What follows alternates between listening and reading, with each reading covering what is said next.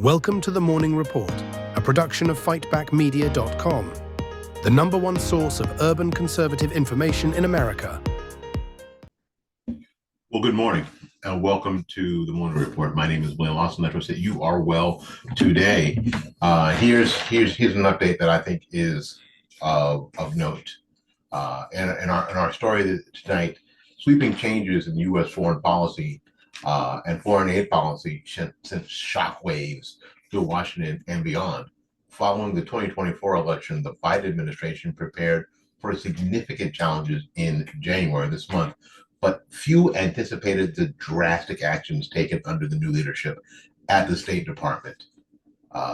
Here is what we know. Biden administration, aware of mounting Republican opposition to aid for Ukraine, rushed to bolster funding to the embattled Eastern European country before their term ended. For years, Ukraine had become a focal point of U.S. foreign policy, partly due to tensions with Russia, which many Democrats linked to interfering in the 2016 election. However, as support for the Biden administration waned, the public sentiment toward the administration's Ukraine aid initiatives also declined, especially when you transfix them with what was going on in Helene and Milton, devastation in the Carolinas. And that was a problem. The shift in policy came pretty swiftly under the new administration, though. Secretary of State Marco Rubio, in an unprecedented move, issued new guidance halting most foreign aid spending for at least 90 days. This sweeping directive effectively halts military assistance to Ukraine and impacts other pre-approved foreign aid programs. Rubio's guidance requires diplomatic and consular posts to issue immediate stop work orders on nearly all existing foreign assistance awards. According to a leaked internal memo obtained by Politico, this directive goes beyond the President Trump's recent executive order, which calls for review of foreign aid grants. Rubio's move ensures no further funds will be dispersed for programs already approved by the U.S. government during this 90-day period. The decision has caught many within the State Department off guard. One official described as nuclear, much hyperbole, reflecting to the sweeping nature of the order and its significant impact on U.S. foreign assistance efforts. Reactions to the policy shifts have been mixed.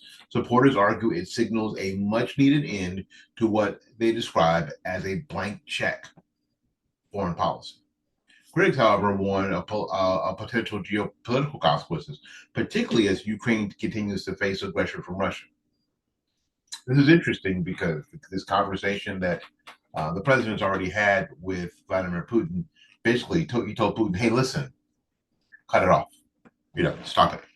The decision marks a stark departure from the Biden administration approach, with the Rubio-led State Department prioritizing a review of all foreign assistance programs.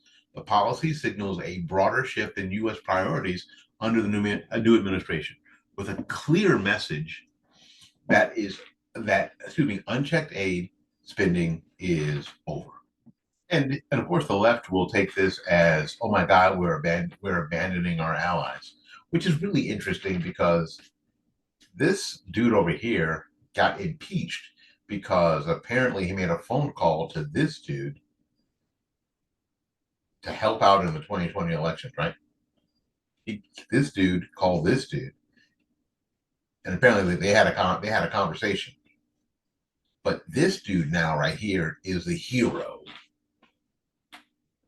The level of hypocrisy and ridiculousness is outrageous. All this guy wants to do is say, you know what? We need to look over all of this stuff before we just write a check. And what we've been doing for the past 100 years is just writing a check. Wife and I had this conversation earlier this evening about Eisenhower's warning to the nation in his farewell speech about the military-industrial complex. And the blank check for this guy is definitely part of that military-industrial conflict. Just keep writing a check until it gets better. And what we've learned, if we've been paying attention, that it doesn't get better. That it doesn't get better. So there are things that we actually need to actually start doing, which is going to be tough. A lot of this is going to be tough. And a lot of this is going to face an awful lot of resistance, an incredible amount of resistance, but that's okay. That's okay.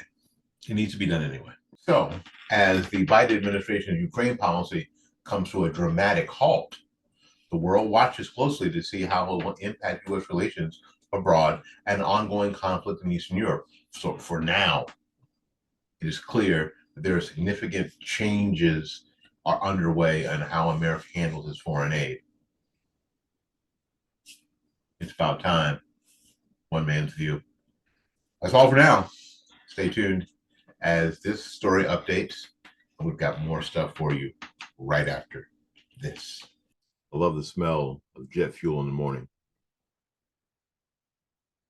It smells like freedom. All right, welcome back. Welcome back to the morning report. It just happened just minutes ago, well, probably an hour ago. Pete Hegseth, former Fox News person, has been confirmed as Secretary of the Defense. Now, why I think this is important is, of course, I think Pete Hegseth is going to do a good job, but it was important that Trump move forward on probably, now that Matt Gaetz isn't part of the whole confirmation madness, this Pete Hegseth was easily the most controversial, allegedly, of those nominees. And it would seem to me everything else should go pretty quickly. Because again, it was one of Donald Trump's most controversial nominations. Pete Hegseth being selected to run the Pentagon as our next Secretary of Defense caused liberal America to friggin' melt down, leading to a prolonged media assault on his character based on basically nothing. Even the allegations were weak sauce, which was mainly grounded in unfounded rumors and that he was intoxicated on the job and committed sexual assault in 2017, all of which were inaccurate. No doubt the Democrat senators grilled Hegseth on his confirmation hearing, but it wasn't enough to derail the nomination. Still, we knew that it would be a partisan vote on the Senate Arms Committee, and it was. Hegseth's nomination was sent to the Senate on a 14-13 vote. Well, it was later confirmed at a 51-50 vote, with Vice President J.D. Vance was summoned, probably, watching TV or whatever, hanging out with his kids, a bunch of them, to perform his constitutional duty and break the tie. The journey to the final vote wasn't a cakewalk either, as the motion to invoke cloture barely passed, 51-49. Not shocking that the development as Hegseth's nomination is controversial. Still, it doesn't help that, of course, Senators Lisa Murkowski, Republican from Alaska, Susan Collins, Republican from Maine, are the carriers of the Republican political heartburn in these fights, decided to jump ship over a new shoddy hit piece that NBC News and others ran about Mr. Hegseth reportedly being threatening to his second wife, which she denies. Anyway, it was last-minute ambush launched by Hegseth's brother's ex-wife. You cannot. I mean, this was from his ex-sister-in-law. Anyway, you can't make this stuff up. After serious rumors that Senator Tom Tillis, Republican from North Carolina, might vote against the confirmation, things came down to the wire. And at the last minute, he announced that he would indeed back the nomination. We're going to go, of course, Senator Mitch McConnell did not vote against the nomination. Did vote against the nomination, joining forces with Murkowski and Collins. Yeah, I think I have the list. I do. And they were the only ones. Collins, Republican. Maine, no. McConnell, Republican, Kentucky, no. And of course, our new girl from Florida, Ashley Moody, of course, Republican from Florida, says yes. Murkowski from Alaska, which created the drama. I've talked about this before already on the show. The Republican Party has to do what the Democrat Party does in this sense. Now, you know, all the hubbub and the soft, fuzzy feelings about John Fetterman that's been happening lately. Fetterman votes no. He has an opportunity to look out and go, you know what? You know, let's go ahead and support this president. Let's go ahead and support this administration. He goes, no. Because what did I keep telling you? When push comes to shove, the Democrats will vote with the Democrats.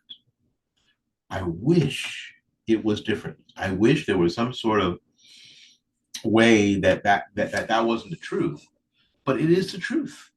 It is the honest to God's truth, and it will. And until something incredible happens, it's going to be like that. And the sooner, like in my last video, the sooner that Republicans start behaving like they won,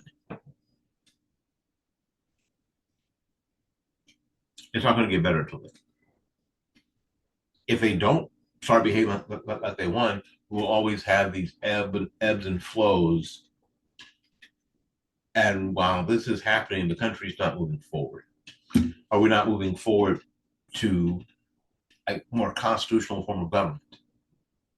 We're moving further away to a socialist form of government, because that's what the left is all about right now. Just be honest. Yes. So as long as there are Lisa Murkowski's and Susan Collins and Mitch McConnell's in the mix, who are more concerned about themselves than the country, we're going to have these battles. We are going to have these battles. And as far as I know, all three of those people are going to run again. We're not going to be able to get rid of them or replace them. The people in there, you know, the people who they supposedly represent. Trump wins Kentucky. Trump, you know, how Mitch McConnell, the glitch, is still viable in any sense is just beyond me. But there it is. That's what we learned today. How are things going where you are? Please write them in the comments. I got to get out of here for somebody else. So until we see you again, go out there and learn something, love somebody, and for goodness sakes, y'all take care of yourself. We will see you when we see you. Bye-bye now.